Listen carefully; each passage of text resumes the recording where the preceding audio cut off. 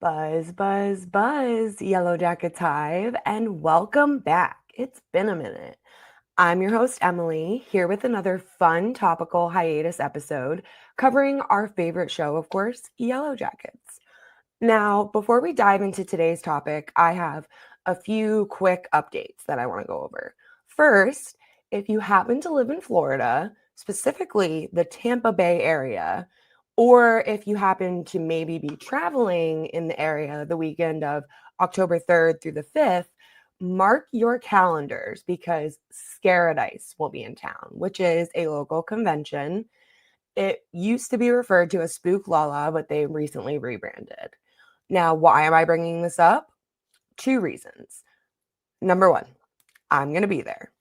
And number two, so will some of the Yellowjackets cast. As of this recording, Sophie Nalise, Teen Shauna, Jasmine Savoy Brown, Teen Ty, Courtney Eaton, Teen Lottie, and Sarah Desjardins Callie, and Sammy Hanratty, Teen Misty, are all confirmed to be appearing over the weekend. The event is still almost about 2 months away, and the organizers have said that more announcements are coming. So fingers crossed for Christina Ricci. Regardless, it's going to be such a fun weekend. So if you're planning to attend, please reach out to me. I would love to arrange a big Hive meetup. Nothing makes me happier than rubbing shoulders with other fellow Yellowjackets obsessives. The second update, a little filming news. Nothing crazy, but a little nugget. According to a recent press release, season 4 is expected to start filming around February 17th of 2026 and wrap sometime in July. Now, if I had to guess, that puts us on track for a fall of 2026 premiere.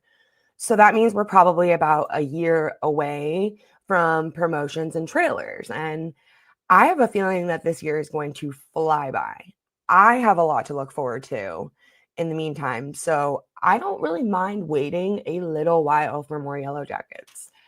And that, of course, gives us plenty of time to theorize, which brings me to the point of today's topical episode.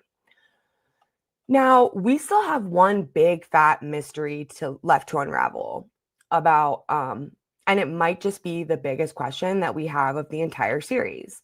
And in this season 3 finale, we finally got like a little sliver of an answer, or at least a hint as to what might come next, thanks to those game-changing events in the wilderness. Over the first 3 seasons, we've been thrown breadcrumbs about their eventual rescue, but most of the details are still shrouded in darkness. And this episode is all about that rescue, but with a little bit of a twist. I want to focus on what could happen in the first 30 days after they're brought back, the first couple weeks after they're brought back. What happens once they actually leave the wilderness and head back to Jersey or to Switzerland if you're Lottie Matthews?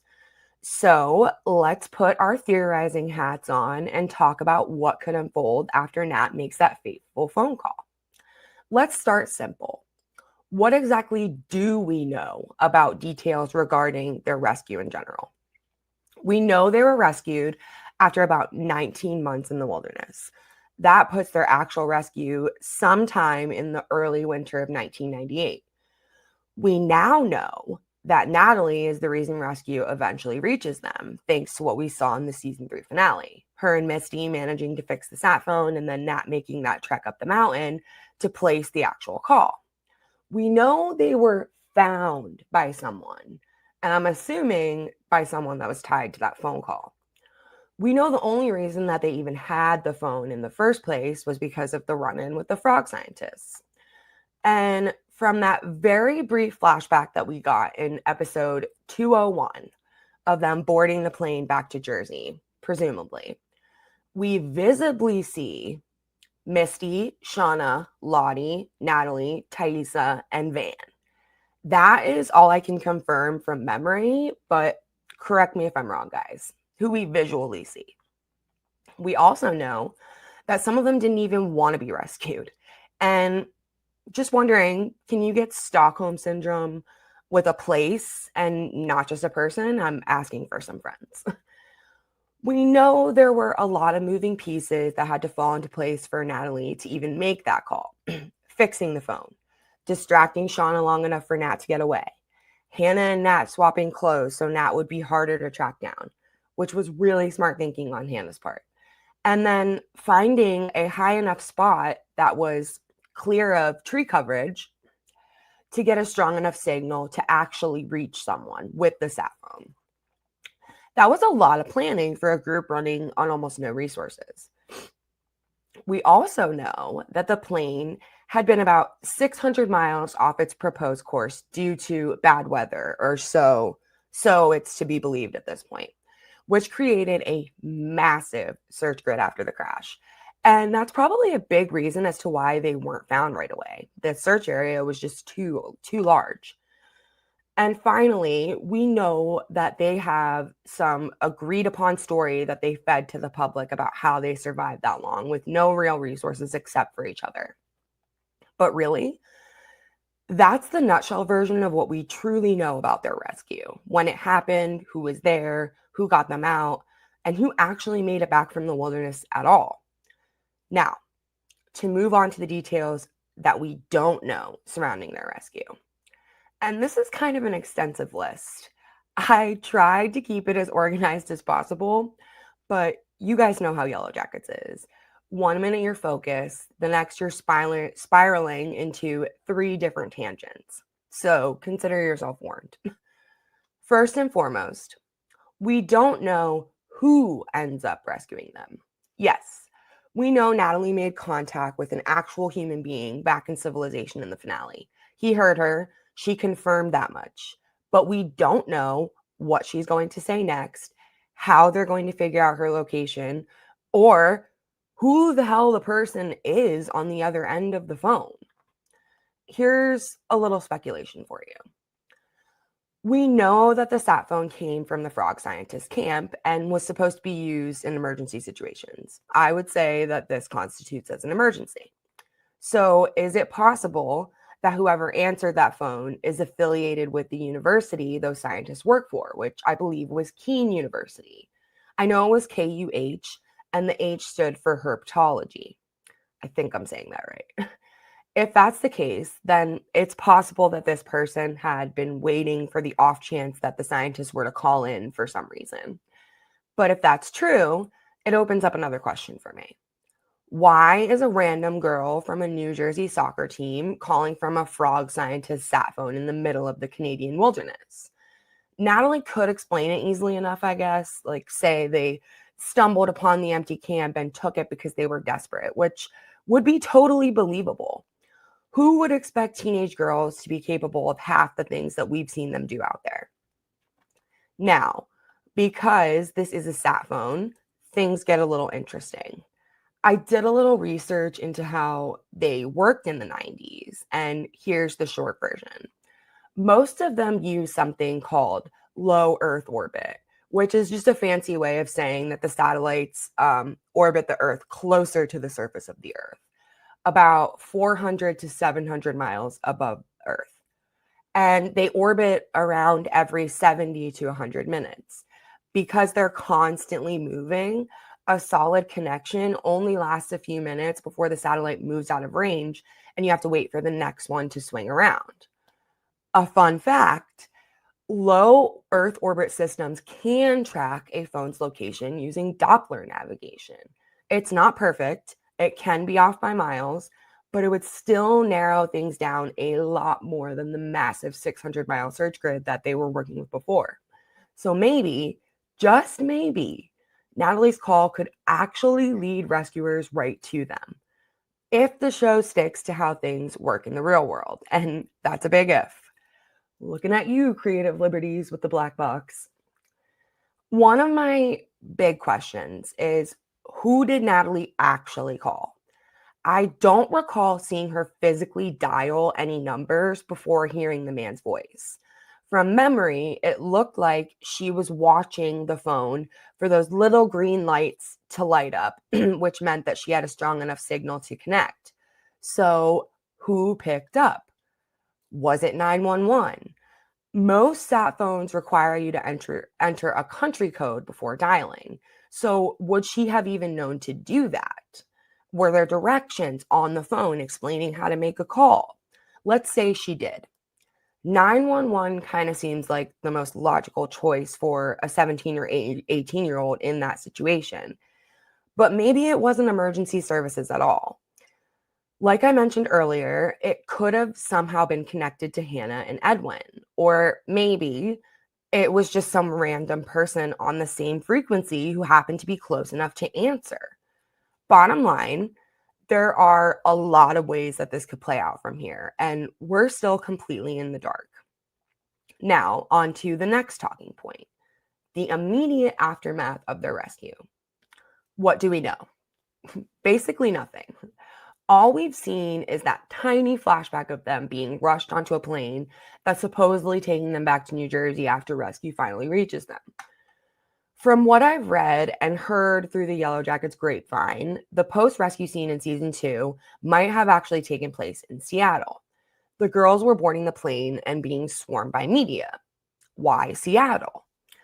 The theory goes that they were found in Canada and brought back to the US first, which if they were headed to Seattle. So it's obviously logical thinking that they were in Canada above Seattle. So Seattle would be the logical destination for them to go enter back into the US. They likely for medical evaluations and to verify their citizenship before heading home, which makes sense because it's highly doubtful that any of them were traveling with passports. You don't even need a passport for domestic flights now.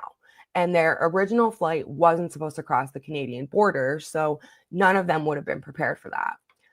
I've also seen speculation that maybe a survivors list was released to the public before the families were contacted directly. That could explain the swarm of reporters, families, and media already knew who made it out.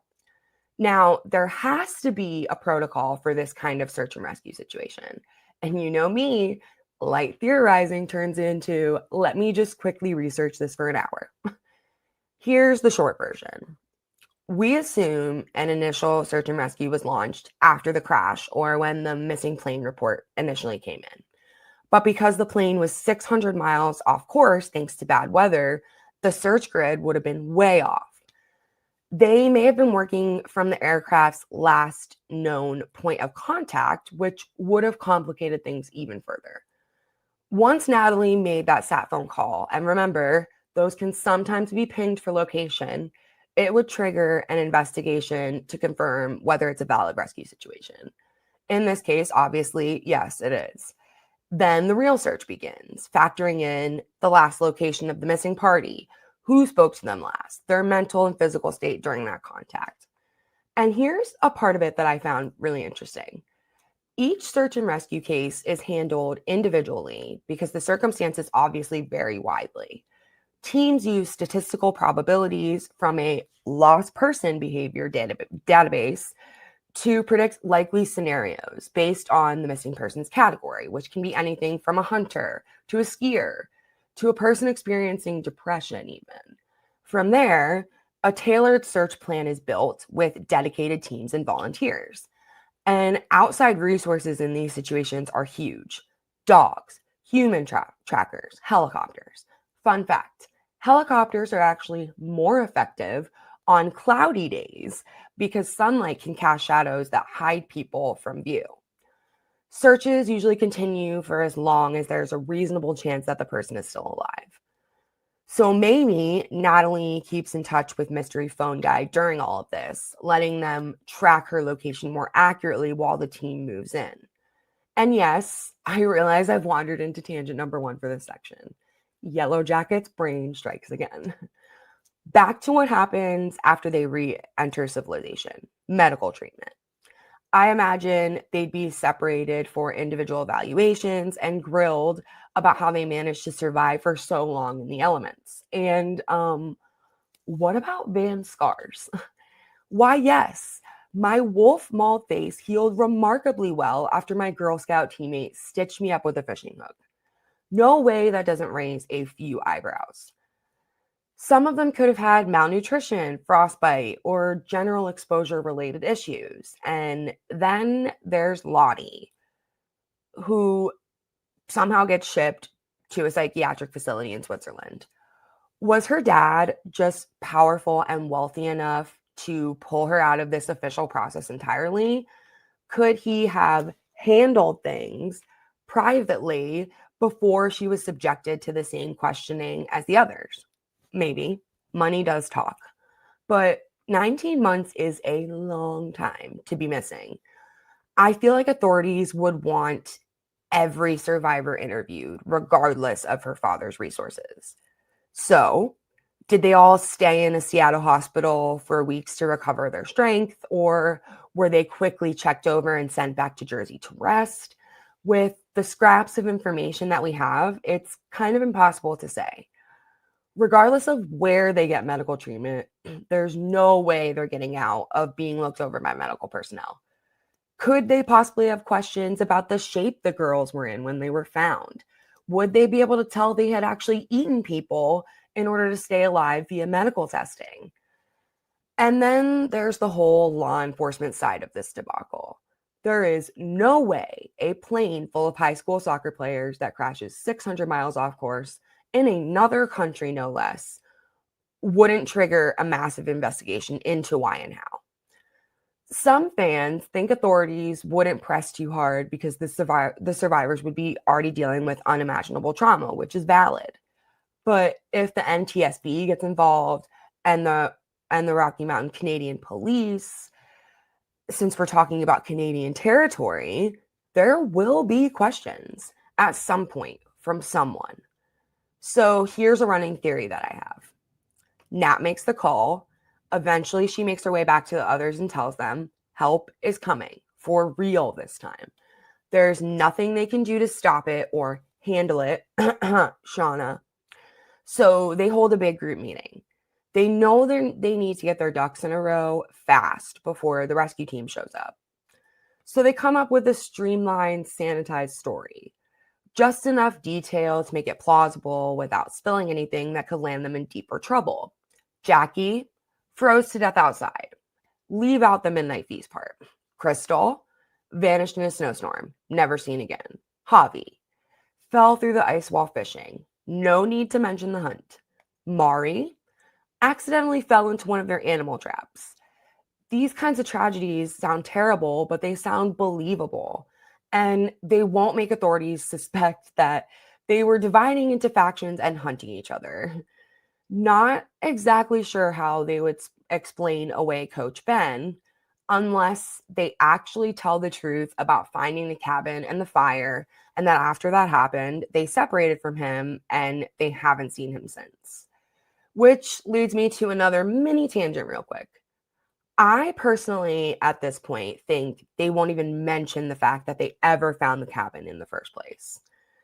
It wasn't nearby their camp that they created afterwards, and if they don't want to give a lot of detail about their time out there, it doesn't seem like something that they have to include if they don't plan on telling the full truth and the full story.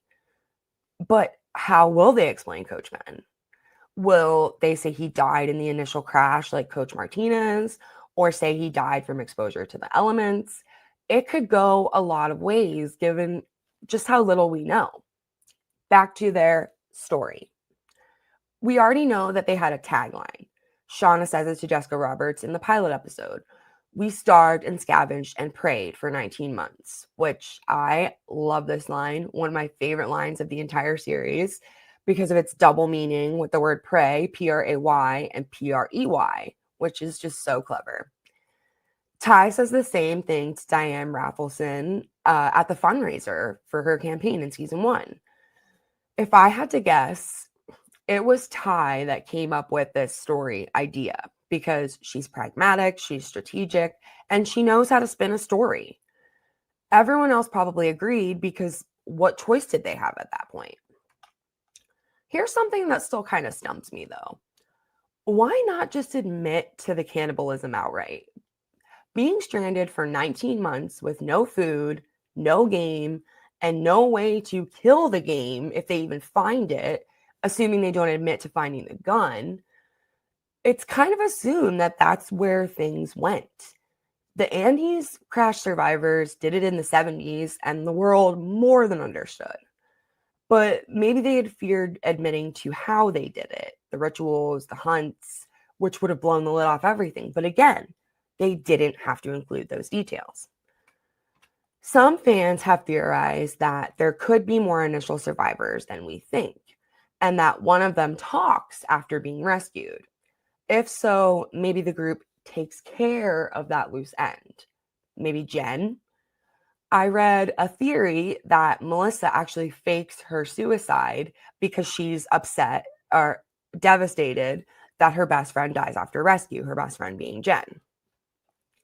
This would kind of tie into the line that Jackie says to Shauna in the freezer in season 3, where she said that someone wants to hurt you, not for what you did, not for what you just did out there, but for what you did when you got back. And Shauna had a lot to lose if the truth got out. The baby, the violence, the things only Jeff, Callie, and maybe Walter, if he was savvy enough to figure it out, knew about. I could easily see them making a pact. If you talk, you're dead.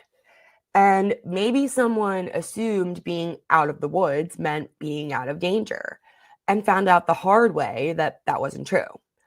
Of course, another post-rescue death could add unwanted heat and attention to them, which means the group would need to walk a very fine line between keeping secrets and keeping themselves safe.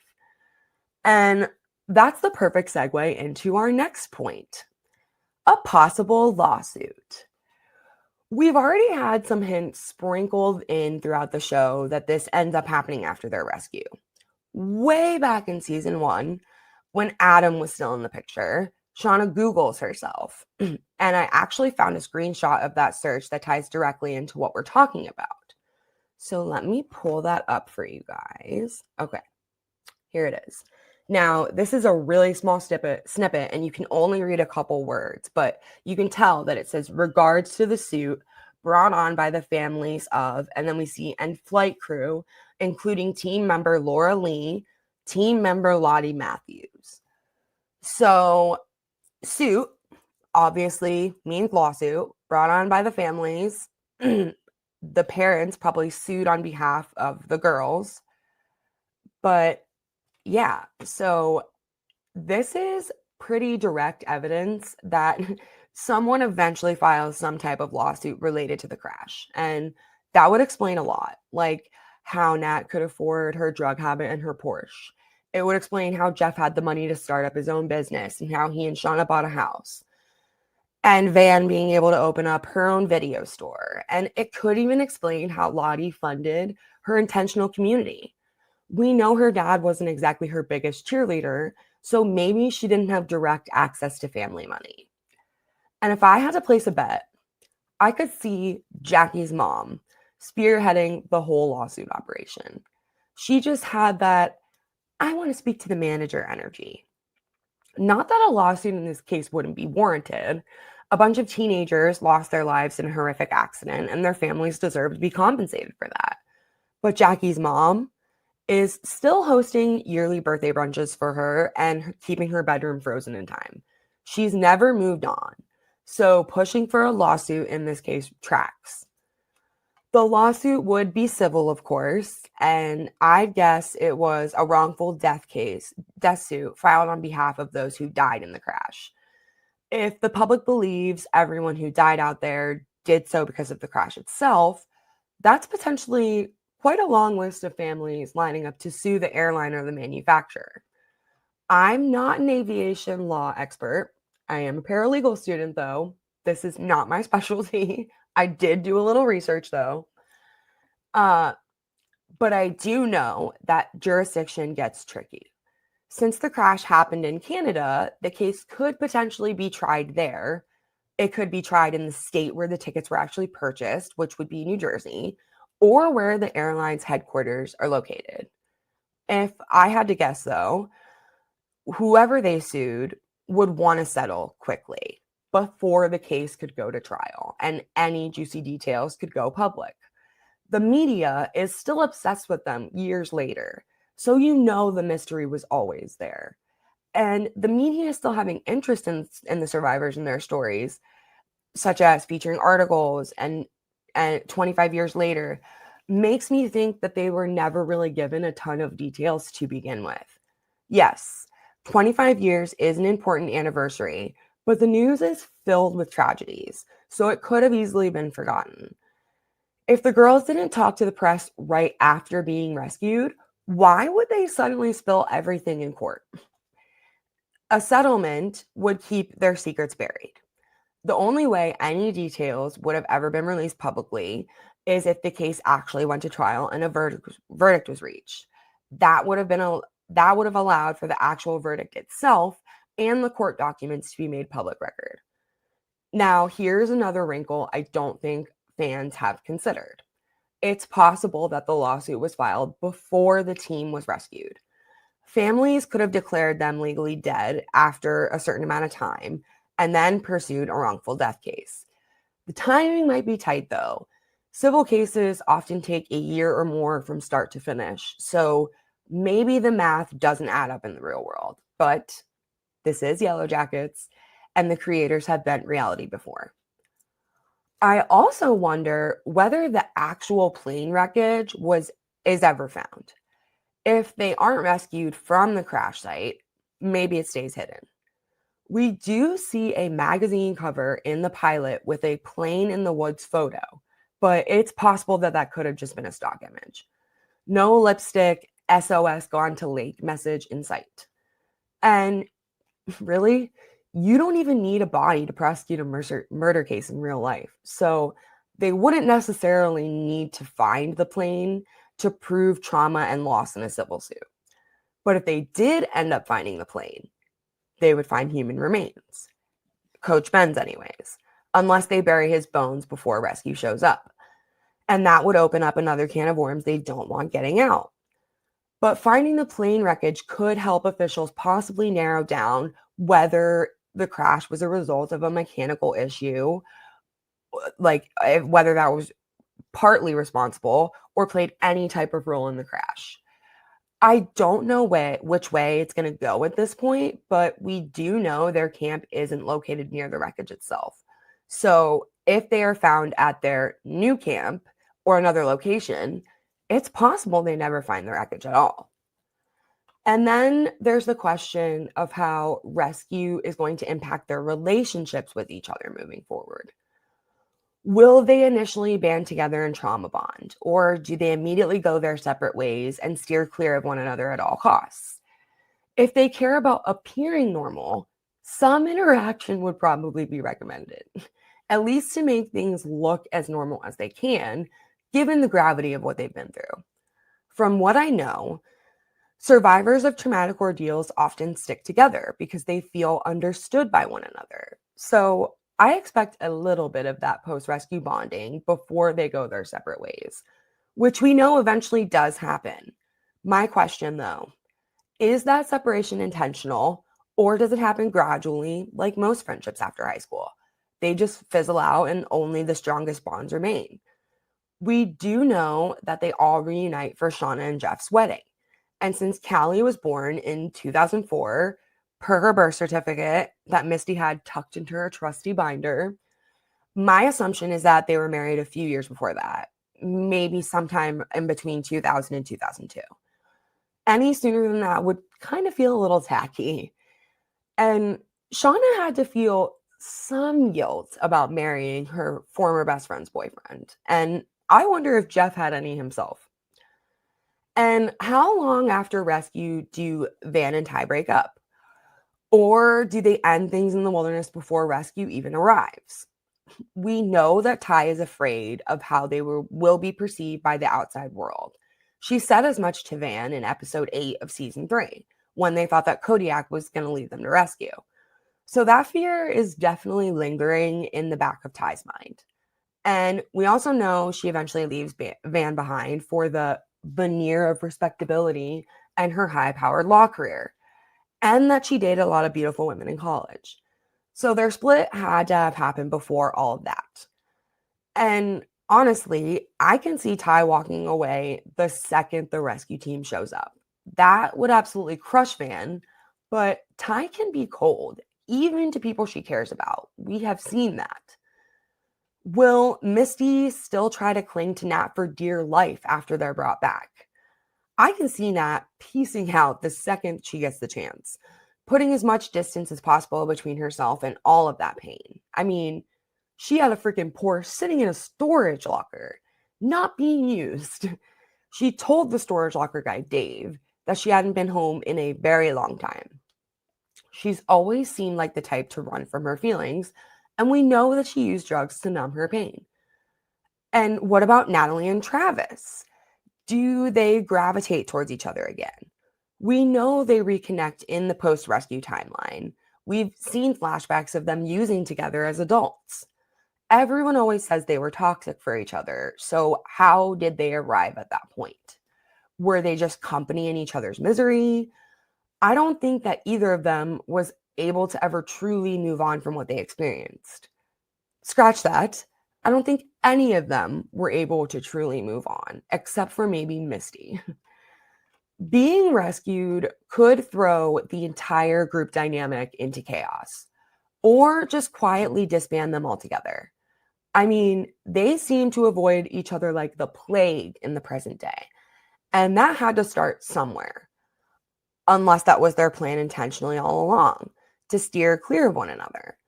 But I just don't understand why they would want to do that, like for appearance sake anyways. I feel like it would look kind of odd to other people if they didn't want to spend time with each other after rescue. Like I previously said, trauma survivors share a unique bond that other people just aren't capable of understanding for obvious reasons. It's a shared experience, and though it may be a traumatic one, it ties them together for life. So, do they purposely part ways with each other, or does it happen over time? Now, with all this rescue talk, let me begin to wrap things up by saying, even though Nat made that call, that doesn't necessarily mean rescue is right around the corner. If I've got my timeline correct, season 3 ends in the wilderness sometime around October of 97, and they're rescued around January of 98. That gives them roughly 3 more months of savagery, violence, and absolute madness before the rescue team reaches them. Maybe a little less. I'm estimating it would take about a month and a half for rescue to arrive, given the time of year, the elements, and how remote their location is. That would put rescue around late November or early December, though. But I could be totally wrong. It could take 3 months. That just feels like a little bit of a stretch to me.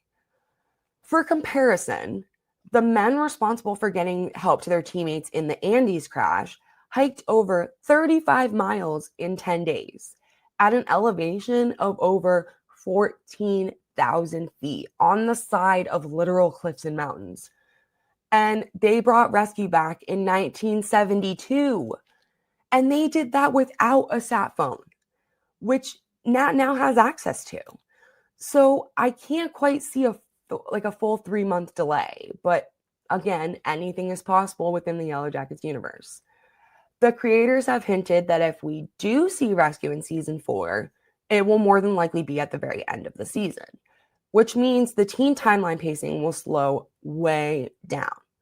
So far, from season 1 to the end of season 3, we've covered from around of May of 1996 to October of 1997. That's 17 months. It's taken 29 episodes to get through about 95% of their time out there. If there's no time jump after season 3, please creators, no more time jumps. And we've got less than 3 months of wilderness time left. Rescue at the very end of season 4 means things are going to slow down a lot. They've also teased the possibility of a third timeline, an in-between era. In an interview with Collider, the creators said, "Without revealing anything, I'm going to say that I think the show has, up until now, existed in primarily 2 timelines, the timeline of the wilderness and the timeline of the present. What has always excited us is that there's also a third timeline, which is an in-between. There's something very exciting about seeing how these relationships have evolved in the time between their rescue and where we pick up with them in the present day.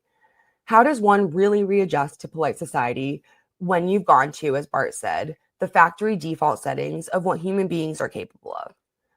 This in-between timeline could fill in so many gaps of what we've been desperate to get a peek into. It could explain some of the cryptic storylines we've been teased with since season 1, like the line that Jackie says to Shauna in the freezer. It could also give us insight into why Melissa felt so alienated post-rescue that she faked her own death to get away for good. Or let us see more of Lottie's decade in Switzerland, her mental health journey, and how her intentional community came to be. In my opinion, it would be a complete waste to not show us at least glimpses of those years between January of 98 and the present day timeline in 2021. There's too much rich story sitting there to leave it untouched. So hopefully the creators have some really good stuff up their sleeves for the final 2 seasons. All right, guys. I hope I laid out my thoughts clearly enough for this one. I try to stay organized when I prep for an episode, but sometimes tangents happen. And with a topic like this, there are just so many places that we can go. So now I want to hear from you. What are your theories about the immediate aftermath of their rescue? Or even what could go down in the window between when Nat makes the phone call to when help actually arrives? You know, I love hearing everyone's thoughts, theories, and wild speculation. So drop a comment and let me know what you think. And don't forget, tomorrow, August 13th, I'll be live streaming my coverage of the next character in our deep dive series. This month, we're exploring the world of Lottie Matthews. We'll talk about her connection to it in the wilderness, debate what it even is, speculate on what might still happen with Lottie before rescue, and even touch on her life after rescue. I'll be honest, Lottie confuses me a bit, which makes me think that this is going to be a really fun discussion. So I hope you can all buzz in for that.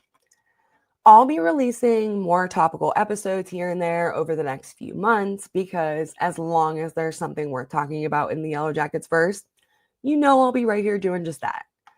So thank you so much for joining me today, whether you're watching or listening. It's always a pleasure to be here with you guys. And with that, until I spill again.